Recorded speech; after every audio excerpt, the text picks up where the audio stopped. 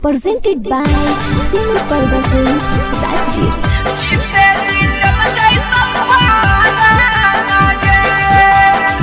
Mixed by Shankar Bihari.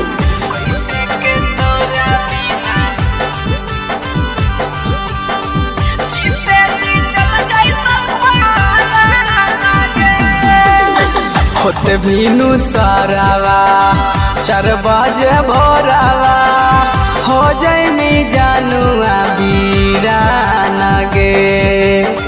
होते भीनु सारावा 4 बजे भोरावा हो जाइनी जानुआ बीराना गे। कैसे के तोरा बिना जीतौ मजनुआ जीते जी चल जाइतो कैसे के तोरा बिना जीतो मजनुआ जीते जी चल जाइतो पारा लागे। Presented by Simple Films, जीते जी चल जाइतो पारा लागे। कैसे के तोरा बिना जीते जी चल जाइतो जान से ज्यादा करहलियो प्यार गे। तब काहे तोरी दिले दिलवा हमार गे।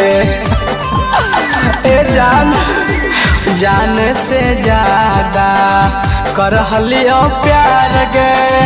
तब काहे तोरी दिले दिलवा हमार गे। लगो नाही मानवा तोरा बिना जानवा जिंदगी लागा हौ सुना साना गे। लगो नाही मानवा तोरा बिना जानवा जिंदगी लागा हौ सुना साना गे। कैसे के तोरा बिना जीतौ मजनुआ चल जाइतौ जीते जी पारा लागे। कैसे के तोरा बिना जीतो तोर मजनुआ चल जाइतौ जीते जी पारा लागे। जीते जी चल जाइतौ पारा लागे। कैसे के तोरा बिना जीते जी चल जाइतौ पारा लागे। कइला बादा सब हमर भुलाइना अपन अंजे सवा के काहे रोइना।